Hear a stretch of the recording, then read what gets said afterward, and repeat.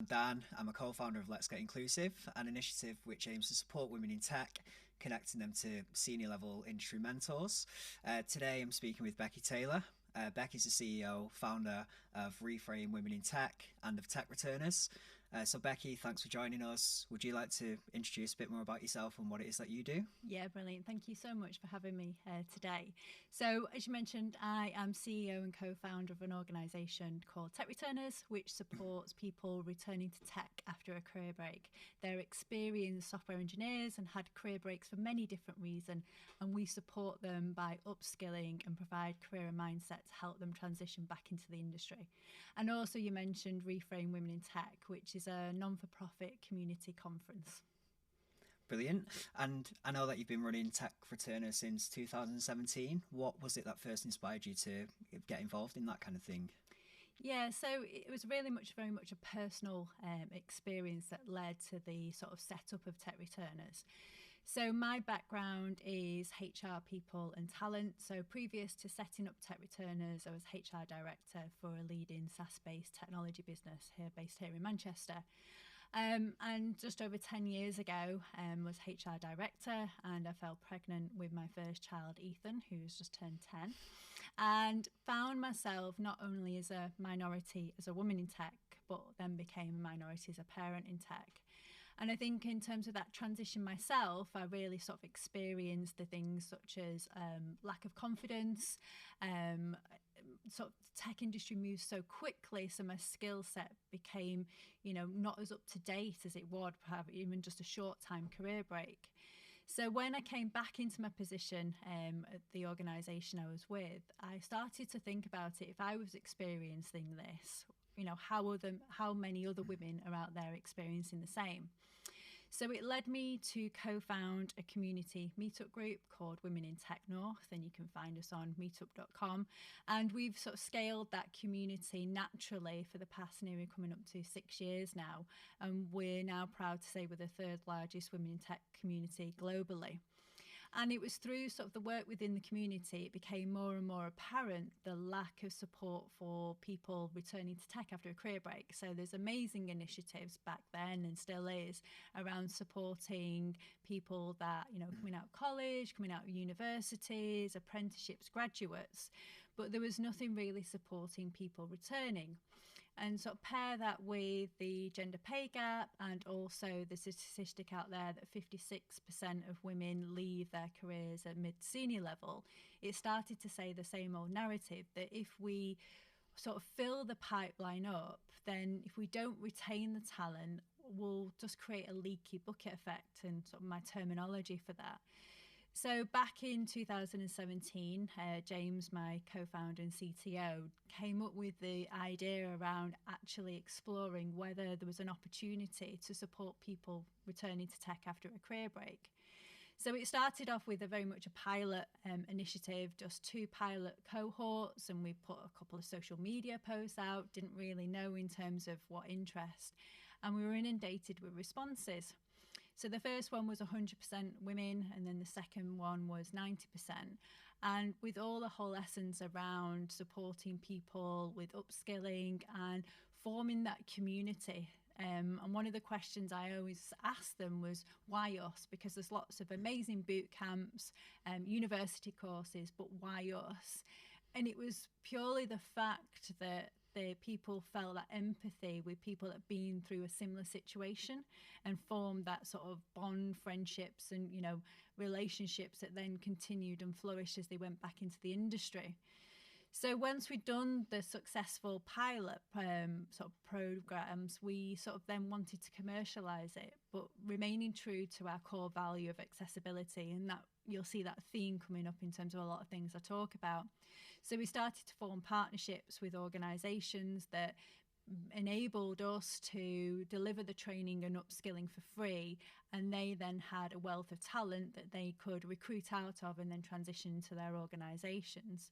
So since then we've scaled across the whole of the UK and supported more than 250 people back into careers in technology, which has been a huge success and beyond any expectation that I had back in 2017.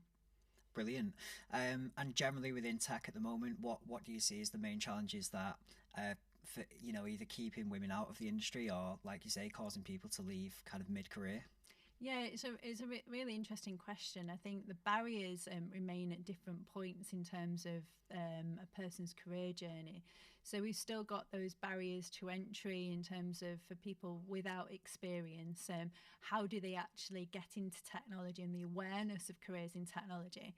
So I think a lot needs to be done around the education level, so creating awareness that there's more to careers in tech than just coding. There's obviously non-technical roles as well, and around that design element, UX designing, etc. There's creative aspects of it, so a lot of awareness. Then I think, like I was talking about, the retention of women, so having the ability to progress. So is there enough being done within organisations that help and develop them, like you talked about the amazing work that you're doing around mentor, and I think that's just such a key point around in terms of women's development within technology. And role models, you can't be what you can't see, so we really need to emphasize and get more role models out there in the community, like what we're doing at Reframe, to make sure people can see that the amazing successes and people's journeys that they can really relate to as well. And what level of role do you think initiatives like Let's Get Inclusive, like Reframe, can play in kind of tackling those type of challenges? I think all roles. We don't really track our data. It's something that it's very important to us at Reframe. So we only really look in terms of from a gender diversity split around our sort of conferences. But what we get from feedback from our partners is that people are coming to the community at all different levels. People that have got an interest in technology and might know someone, so coming to see what opportunities there is. People that might be looking for new opportunities and looking to progress their career, women at leadership levels and looking, how they can support and pay it forward back into the community. So I think it really sort of spans across all different elements of roles within the industry. And since you were coming through within the tech industry and, since you started TechReturners around 2017, have you noticed any kind of changes, positive or negative, around diversity and inclusion within the industry?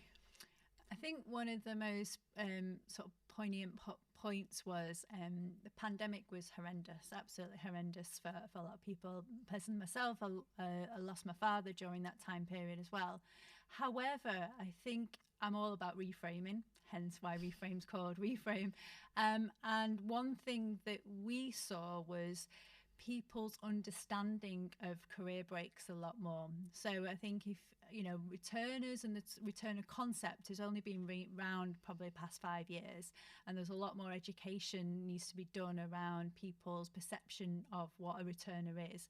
A lot of people think that they have got no experience, or they haven't been doing anything for that period of time, which couldn't be further from the truth. But I think when we went through the pandemic, and unfortunately there was a lot of people that unfortunately made redundant, that I think people started to understand what actually a career break could be. And I'm sure we all remember seeing on LinkedIn about people doing extra courses, reading, extra personal development. And that whole element adds to the wealth of transferable skills for a person. So take that into a returner's perspective. I think it's shone the light of actually, what value can returners actually add to the organisation. Topped off with the new way of working now. Back and when I started my career in HR, I was only talking about this the other day. Flexible working was something that we used to put on as a benefit on our careers website. Everybody had flexible working, and that was something, a big pull in terms of recruitment. But now it's very much the norm. And I think it's had the ability then for more people, especially women, to come back into the sector, because you don't need to be in an office 9 to 5 anymore. You've got that flexibility of being able to do the school run or doing the caring responsibilities, as well as coming back and developing your career as well. Mm-hmm. I think one of the changes that I've noticed in my role within tech recruitment is around a more kind of women entering the industry, either through slightly different avenues, through like coding boot camps. I think have made made a big impact in that kind of area, but I think there is still a lack of women at leadership type levels within tech. Do you think, is that just kind of a matter of time until that balances out, or do you think, what more kind of needs to be done to be able to get more women into those kind of roles? Yeah, so back in 2018, I actually did a piece of research about that topic, and actually came across a very staggering statistic that's actually only 5% of women in leadership roles in the tech industry across the whole of the UK. Wow. And what was more staggering was, apart from your traditional like management courses, which again do have their place, there wasn't that much support. I'm talking, a number of years ago, around, women progressing. So I think something that I sort of wanted to explore and looked upon my own sort of development journey in that way. And I built a program called the Confidence Collective, where we take people through a 4-month journey around understanding themselves, overcoming imposter syndrome and confidence, and in terms of how to manage that with effective tools, how to raise their sort of profile internally and externally, and how to develop that with leadership skills. And I'm talking about real leadership skills within that. And I've taken probably about 160 now women through that, in Manchester and London. And just having more presence around, more women talking about their leadership. And we form now a community that they now support each other. They've sort of help in terms of, because when you're being a woman in a very male-dominated environment and you don't have any support network, that is when you're likely to fall out the industry. But I think what we're trying to create, and probably similar to your mentoring, is actually forming allies that they can go and support and get support from, just to have a chat to. And I think that's all about how we can retain more women and see them progress. And also, like I said before, about seeing women that can, progress and maybe have family and caring responsibilities. And it's not about having to work a 60-hour working week because you're in a leadership position. We need to bust that myth. And I talk about my own experience about having 2 young children. You won't never see me working a 60-hour week, because that's just impossible with all the extracurricular activities I've got with my 2. So I think it's, again, that visibility and having that support community network for women as well. Brilliant. And from the perspective of a company that might be looking to make themselves more inclusive, more supportive of, female employees, what would you say are the kind of key starting points that they can, easily address to make a difference? I think look at your own organisation. I think I've done a number of workshops with organisations around this, and don't just do it as a tick box exercise, or diversity, inclusion, equality is on the radar, so we need to do something. I always think about, well, look at from your own organisation's perspective, where are you now, and be really open and honest about that, around warts and all, where is your current situation. And what is your why? What are you looking to achieve? What's your purpose about where you want to get to? And again, that should be unique to your own organisation, not what it says on LinkedIn or what society says. You need your own purpose for doing it. And then build a very visible roadmap in terms of key milestones, and be very transparent around that. So I would say, if I was going interviewing with an organisation and I was asking about their diversity and inclusion equality initiatives, and I saw something very honest and transparent around, well, this is where we're up to, but these are the key things that we're working on. Well, why wouldn't I want to join that and be part of that sort of movement of where they want to get to? I think too often companies sort of have these hugely ambitious goals, which probably aren't very realistic. And then when you get into that organisation, it's not really aligning to what has actually been promised. So set realistic expectations, and then you can move on from that. Embrace the journey rather than just the end goal. I'd have to say that really echoes what I've heard from candidates that we've represented as well. Companies that may not be there yet, but are clearly kind of making movements towards it. The feedback on that has been positive, and people don't seem to be, too alarmed if it's not, say, a 50-50% balance between men and women, which maybe isn't. And that's not feasible. Realistic at the moment, is it? We hope to obviously work towards and to get there, but we all know that's not realistic. So any organisation that it isn't being realistic, people are going to see straight through that. So I think, like I said, I would be rather part of that journey and help and contribute to that. and actually have an impact in that as well. What kind of advice would you give potentially for women that are maybe considering a career in technology, or those that are kind of just finding the way in the industry and maybe kind of considering whether they want to continue, whether they want to kind of look elsewhere? I think from a Manchester perspective, I think we have such an amazing community, so many different community meetups, initiatives that you can get involved in. So be curious, go out and sort of experience and meet people. I know it can be quite daunting. So I always say we have people reaching out to women in tech north. So I'm really interested in coming along, but I'm a bit nervous, I've never been to a meetup before. And we will put sort of things in place where, someone will meet that person outside the front door, because I know how daunting it is for myself sometimes just to walk through that door.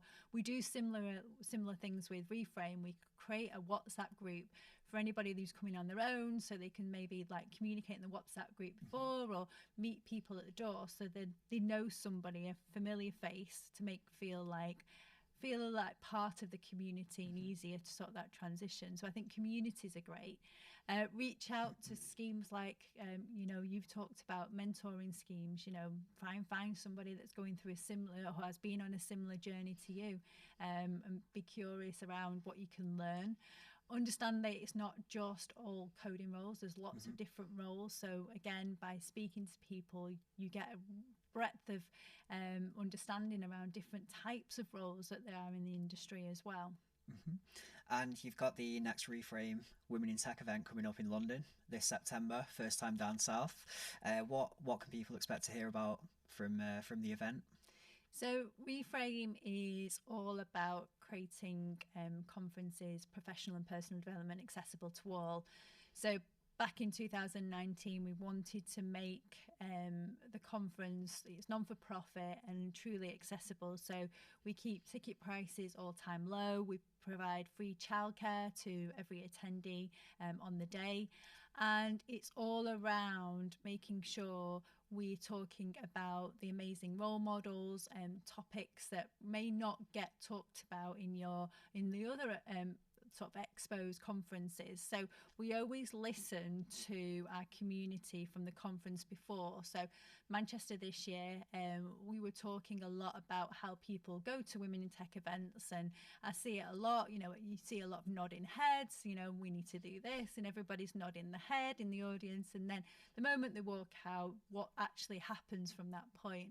And I think we need to be more accountable for actions, not words. So the whole theme around London is actions, not words. So we're focusing on themes, talking about, not focusing on the goal, talking about the journey. We're focusing on the power of vulnerability and talking about money. Money is not really talked about from a women in tech perspective.